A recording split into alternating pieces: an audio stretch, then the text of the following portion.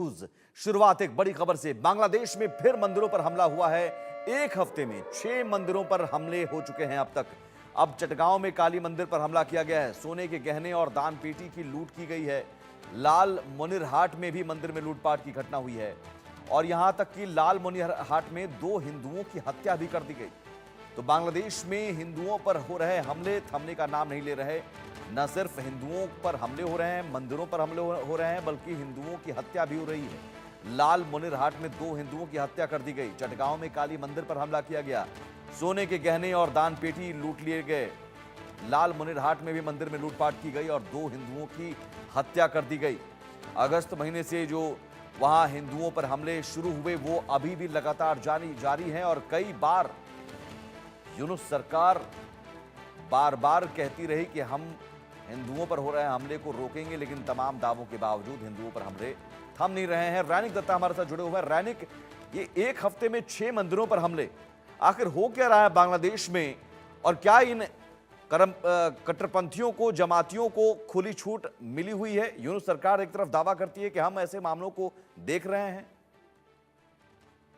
हाँ, एकदम देखिए, मोहम्मद यूनुस जब से क्षमता में आया है, बांग्लादेश का इंटरिम गवर्नमेंट का जिम्मेदारी जब से लिया है, उसी टाइम के बाद से लगातार बांग्लादेश में जिस तरीके से हिंदुओं के ऊपर हमले का घटना घट रहा है, उसमें साफ है कि कट्टरपंथियों को मदद इंटरिम गवर्नमेंट की तरफ से दिया जा रहा है और कट्टरपंथियों को जो सपोर्ट मोहम्मद यूनुस कर रहे हैं, इसका नतीजा ही अभी भुगतना पड़ रहा है जो माइनॉरिटीज है बांग्लादेश का उनको। क्योंकि लगातार जिस तरीके से दिखाई दे रहा है कि बांग्लादेश में हिंदुओं के ऊपर हमले का घटना कमने का नाम ले नहीं रहा है। एक तरफ बांग्लादेश का इंटरिम गवर्नमेंट, उनके तरफ से कहा जा रहा है कि अगर कोई क्रिमिनल केसेस होगा तो उनके ऊपर कार्रवाई किया जाएगा। अभी तक 35 लोगों को गिरफ्तार किया गया है, 100 के ऊपर केस दायर किया गया है, ऐसा शंका इंटरिम गवर्नमेंट का पुलिस की तरफ से दिया जा रहा है। मगर दूसरी तरफ दूसरा तस्वीर देखने को मिल रहा है बांग्लादेश का, चटगांव हो या कुमिल्ला हो, जिस जगह में मैक्सिमम माइनॉरिटीज रहते हैं, वो सब जगह से इस तरीके का जो तस्वीर सामने आ रहा है, जो तस्वीर में साफ दिखाई दे रहा है कि हिंदू मंदिर के ऊपर हमले का घटना घट रहा है, मंदिर को तोड़ा जा रहा है,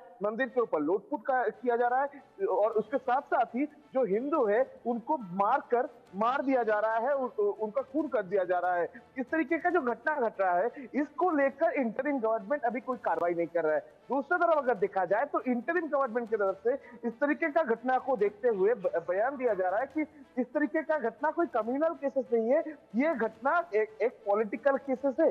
पॉलिटिकल केस का रूप देने का जो कोशिश वो इंटरिम गवर्नमेंट की तरफ से लगातार किया जा रहा है। तो साफ है कि इंटरिम गवर्नमेंट इस तरीके का जो घटना, जो कम्युनल केसेस बांग्लादेश में लगातार हो रहा है, उसको किस तरीके से रोका जाए, इसका कोई प्लानिंग इंटरिम गवर्नमेंट की तरफ से नहीं किया जा रहा है। दूसरी तरफ अगर देखा जाए तो इंटरिम गवर्नमेंट का ये जो पॉलिसी, ये पॉलिसी से साफ है कि इंटरिम गवर्नमेंट जिसके वजह से तैयार हुआ था, यानी जी, कट्टरपंथियों, उस कट्टरपंथियों को सपोर्ट करना ही अभी मेन मकसद हो चुका है मोहम्मद यूनुस का।